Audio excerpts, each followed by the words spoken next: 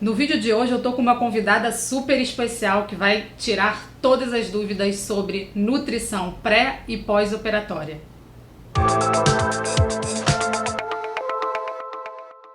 Olá amigos do Clube da Plástica, o nosso vídeo anterior com o convidado, Dr. Fernando, fez tanto sucesso que hoje a gente resolveu trazer uma outra convidada para o nosso canal.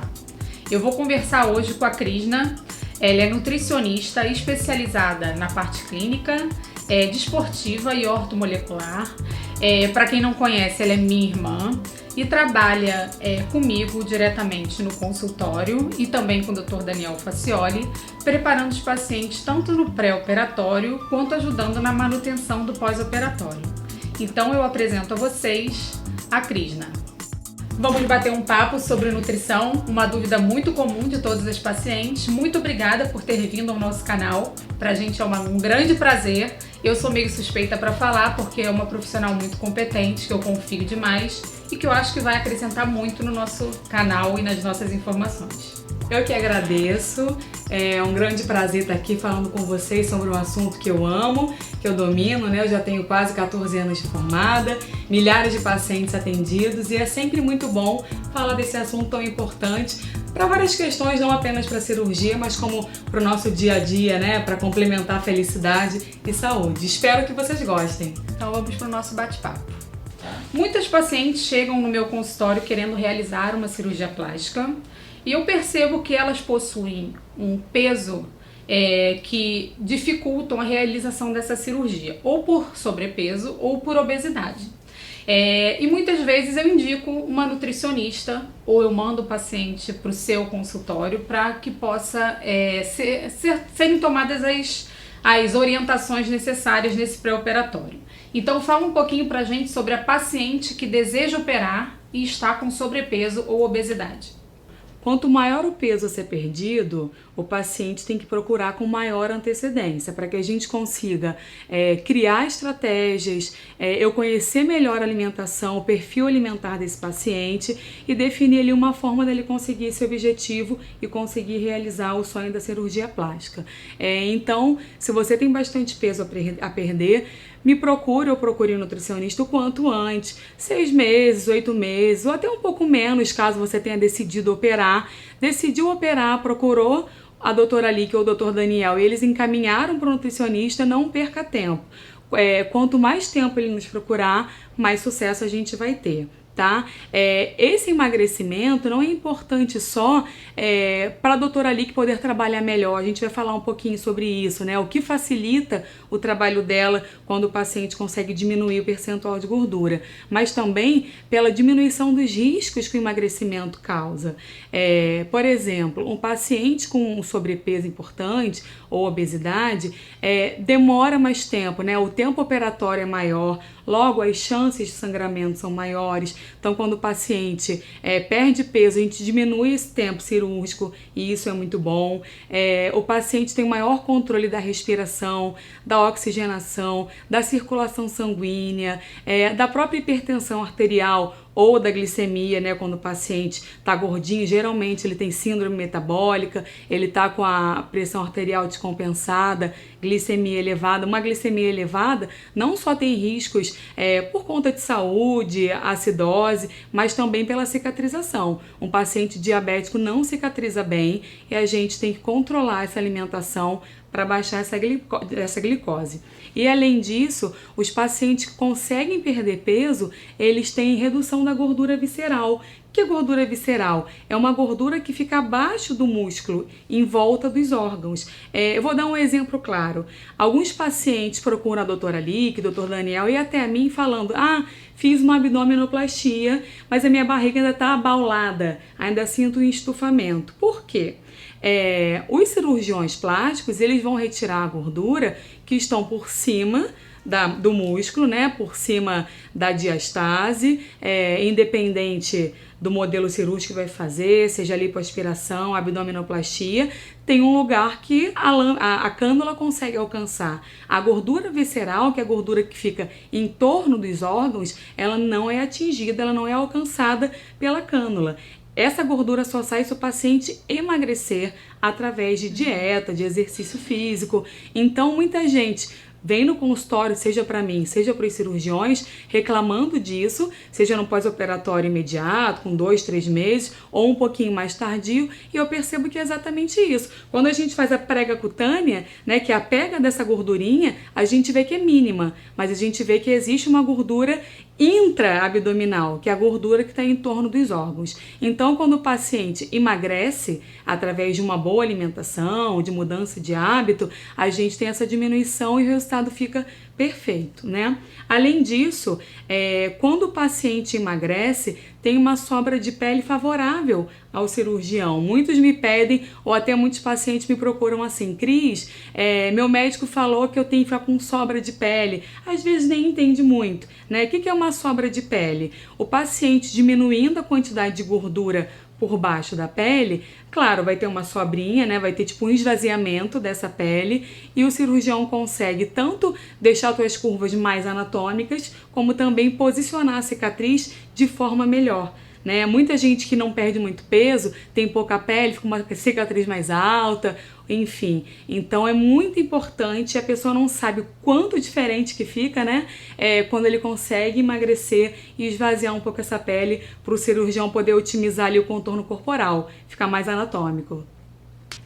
E também é importante esse acompanhamento prévio para correção de deficiência nutricional. Por exemplo, eu recebo muito paciente com anemia.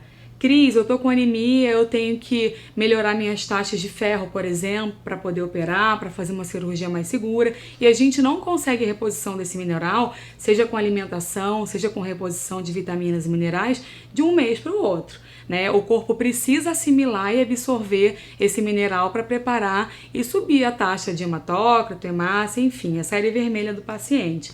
Então, eu sugiro que essa antecedência também seja evidenciada por conta disso, da suplementação possível de vitaminas e minerais antes da cirurgia, para que você não precise adiar a sua cirurgia por conta de alguma deficiência importante. Então a paciente já foi no seu consultório, vocês já traçaram uma estratégia nutricional para esse pré-operatório e ela alcançou o peso que ela desejava. Essa dieta do início é a mesma dieta do pré-operatório imediato, do mês ou da semana que antecede a cirurgia? Então, isso é muito importante. As pessoas acham que vou continuar emagrecendo até o dia da cirurgia, elas têm medo de engordar, inclusive, porque elas acham que se ela recuperar o peso, o cirurgião não vai realizar a cirurgia dela. Na verdade, a gente vai fazer essa reeducação alimentar prévia, a gente tem um período para iniciar e um período para finalizar. Eu não quero nenhum paciente num pré-operatório mais imediato, tipo 1 mês e meio, 1 mês antes da cirurgia, em dieta de emagrecimento. Esse é o momento que perdeu peso, perdeu, não perdeu, agora a gente tem que ajustar a alimentação. Então esse é o momento que a gente vai colocar em prática tudo que os pacientes aprenderam sobre como se alimentar, as melhores escolhas, a reposição de vitaminas e minerais, a hidratação, enfim. E a gente não vai perder mais peso, a gente só vai fortalecer o corpo, aumentar a imunidade para se preparar para uma cirurgia. Independente de ser uma cirurgia plástica ou não, o corpo tem que estar fortalecido, com a imunidade aumentada, para que tenha uma boa recuperação. Então esse é o momento, né, de colocar em prática tudo que vocês aprenderam, tudo que eu ensinei ao longo dos nossos encontros, das nossas consultas, e preparar um corpo para que você tenha uma excelente cirurgia. Outra dúvida extremamente importante. Realizei a minha cirurgia e agora? O que eu posso comer? Qual o tipo de alimentação que a gente poderia orientar para facilitar o pós-operatório, tanto a nível de cicatrização quanto de manutenção de resultados? Porque uma coisa que eu vejo muito é a paciente também não querer comer com medo de engordar antes de ver o seu resultado. Elas chegam a falar assim: doutora, mas eu nem vi o inchaço sair ainda e eu tenho medo de engordar e não ver o resultado da minha cirurgia. Então, vamos conversar um pouquinho sobre alimentação no pós-operatório. Pois é, a grande maioria dos pacientes ficam com medo até de comer após a cirurgia. Não só por conta de um desconforto, de estar ali apertadinho numa cinta, num sutiã, e principalmente achando que vai ganhar peso. Aqueles pacientes que têm um pouco de neurose com balança, se pesam todo dia, primeiro que já se pesam e vai dar um peso provavelmente maior do que o pré-operatório. Por quê? Tem muita retenção de líquido. A gente diminuiu gordura, no caso de uma lipoaspiração, por exemplo, mas o corpo transformou como defesa, né? Ele criou no corpo um excesso de líquido, que é o edema que a gente chama, o inchaço, e isso pesa. Então o paciente às vezes se pesa depois da cirurgia e fica em pânico. O que eu vou comer? Eu estou engordando já e não quer comer. Inclusive quer emagrecer durante esse processo. E não pode. Assim como a gente falou da etapa anterior, né, a prévia imediata antes da cirurgia, essa alimentação pós-operatória imediata, ali, primeiro e segundo mês, não tem objetivo de emagrecer também. É o momento da gente recuperar o corpo, acelerar a cicatrização, aumentar a imunidade, melhorar a tua recuperação de uma maneira em geral. Tá? Então é muito importante o que o paciente vai comer nesse momento. Inclusive, essa prescrição dietética, né, o que você vai comer, é entregue naquela consulta pré-operatória. Então, por isso que vocês estão vendo a importância de cada fase, né? Não só procurar 6 meses antes ou procurar 2 meses antes, porque você vai operar e você não vai conseguir vir no meu consultório, né, com 1 semana ou 10 dias. Então, é importante já ter toda essa orientação prévia. E vamos falar um pouquinho o que é importante dentro da alimentação para te ajudar nesse pós-operatório imediato. A cicatrização é uma parte muito importante nesse momento. Como eu falei antes, pacientes que têm algum problema bioquímico, seja ele excesso de glicose no sangue, carência de aminoácidos, de proteína, não vai ter uma boa cicatrização. Então, em alguns pacientes é necessário, inclusive, a reposição, a suplementação com proteínas, que é indispensável para esse processo cicatrizatório, e também com reposição de boas fontes de gordura, como ômega 3, enfim, o que for necessário, colágeno, isso vai ser avaliado de forma individual, né? O segundo objetivo dessa alimentação no pós-operatório imediato é a diminuição de dor e do edema. Eu tenho pacientes que têm costume de comer muito sal, principalmente tempero natural, glutamato monossódico, como caldo quinó, sazon, esses temperos que dão sabor ao alimento.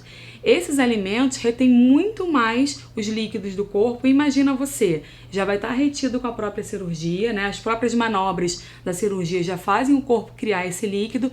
Imagina juntar, acrescentar mais um líquido oriundo de alimentação. Então não dá. A gente tem que se focar para diminuir esse inchaço, porque o edema dói. Muitas vezes um edema em excesso tem que fazer punções, né? Produzem seromas. Isso a doutora Alice sempre explica melhor. Mas o que eu quero falar da parte dietética é melhorar a ingestão de água e diminuir o consumo de sódio e não consumir temperos artificiais, caldo quinó, sazon, essas marcas todas que tem, meu arroz, meu feijão, nada disso pode ser, somente tempero natural, alho, cebola, um fiozinho de azeite, ervas frescas ou desidratadas. Esses temperos naturais, eles não vão prejudicar a tua cicatrização, o teu inchaço e vão dar mais sabor à tua comida, deixando essa palatabilidade melhor.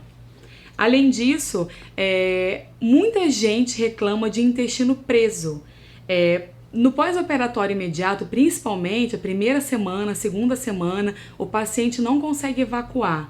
Muita gente quer tomar laxante, quer tomar fibras em forma de cápsula. A fibra em forma de cápsula ou de sachê pode ser até indicada sim, né? Alguns pacientes até saem sobre tua orientação, Dr. Daniel, com essa prescrição de alguma fibra que se compra em farmácia. Mas o ideal é a gente colocar fibra de fonte alimentar, né? Já está na nossa casa, nossa comida, não é mais um dinheiro que a gente vai gastar. Então, essa dieta focada para o funcionamento intestinal, ela tem que ser rica em fibras, legumes, vegetais, uma boa quantidade de azeite, porque gordura no intestino também lubrifica, aumentar a quantidade de água. E quando eu falo de água, pode ser de líquidos em gerais, água de coco, algum suco de fruta que seja mais fresco, até mesmo repositores hidroeletrolíticos, só que com moderação. Nenhum desses líquidos pode substituir o consumo de água, tá? Esse funcionamento intestinal fica prejudicado por diversos fatores, tanto referentes diretamente à cirurgia, o processo cirúrgico em si, quanto o processo de anestesia, mas também como o sedentarismo. O paciente operado, ele fica geralmente no sofá ou na cama, por mais que os cirurgiões peçam para caminhar dentro de casa, o paciente tende a ficar muito mais sedentário. Quando o paciente opera abdômen principalmente, coloca cinta, coloca placa, fica tudo mais apertadinho. O peristaltismo, que é o movimento do intestino, de fato fica mais lento, mais prejudicado. Então a gente precisa caminhar, melhorar a quantidade de líquidos e essa ingestão de fibras, tá? Isso que é muito importante em relação ao funcionamento intestinal. Então, você me pergunta, o que comer? O que eu devo começar a ingerir quando eu chego em casa, quando eu tenho alta do hospital? A aceitação da dieta, ela é muito individual e ela tem que ser respeitada, né? Tem pacientes que começam a comer uma comidinha mais pastosa, depois passam para uma dieta mais sólida. Isso não tem problema algum. O que a gente não pode é enriquecer essa alimentação de calorias, e a gente também não pode fazer uma dieta hipocalórica. O que é isso? Deficiente em caloria. Essa prescrição que eu entrego para o paciente antes dele operar já tem esse cálculo de quanto ele precisa de calorias, de energia para o peso dele atual, para que ele tenha uma boa recuperação, uma boa cicatrização, energia, para que ele fique bem disposto, para que ele durma bem. A alimentação, ela influencia em isso tudo, tá? A gente tem que ter um prato completo. Alguns pacientes querem retirar carboidratos nesse início, com medo de engordar, não precisa. Carboidratos são boas fontes de energia, só que o paciente tem que saber escolher uma melhor fonte, né? O carboidrato mais complexo, à base de grãos integrais, uma batata doce, um aipim, enfim, uma porção no almoço, no jantar, vai te deixar mais energizado, tá? O grupo dos feijões, lentilha, grão de bico, que são as leguminosas, ela pode ser consumida se o paciente quiser. Por quê? É uma boa fonte de proteína vegetal, ajuda também nessa questão de perda de cabelo, que às vezes dá uma caída, na própria cicatrização, mas alguns pacientes não toleram bem. Esse tipo de alimento é flatulento. O que é isso? Eles dão gases. O paciente já está com um pouco de distensão abdominal, já está dolorido, então vai comer um alimento que vai te deixar com mais dor, né? Não importa. Se você vai comer ou não nesse momento, é você quem vai escolher. Não querendo comer feijões nesse momento, ok. E se quiser comer, oriente a pessoa que vai preparar a deixar de remolho.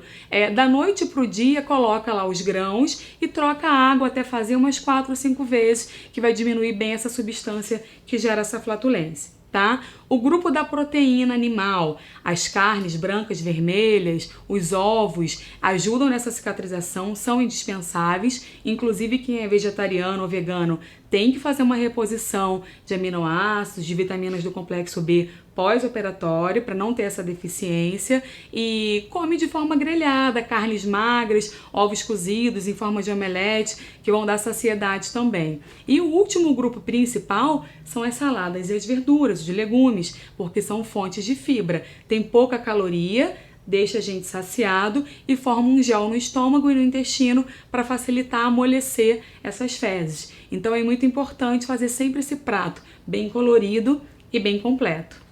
E para finalizar essa dieta pós-operatória imediata, eu vou te orientar a fracionar bem as refeições, isso é, comer mais vezes ao dia no menor volume. Pequenas refeições não vão te dar um trabalho gástrico digestório muito grande, você não vai ter aquela sensação de empanzinamento, de estufamento, você vai ficar saciada e daqui a 2, 3 horinhas no máximo, faça uma nova refeição. Não beba nada durante as refeições para não dar essa dilatação, essa distensão gástrica. Depois que você almoçou e jantou, não se deite também, isso é muito importante para não ter azia, refluxo e ter que tomar mais um remedinho para isso, e também evite alimentos alergênicos. Isso é muito importante.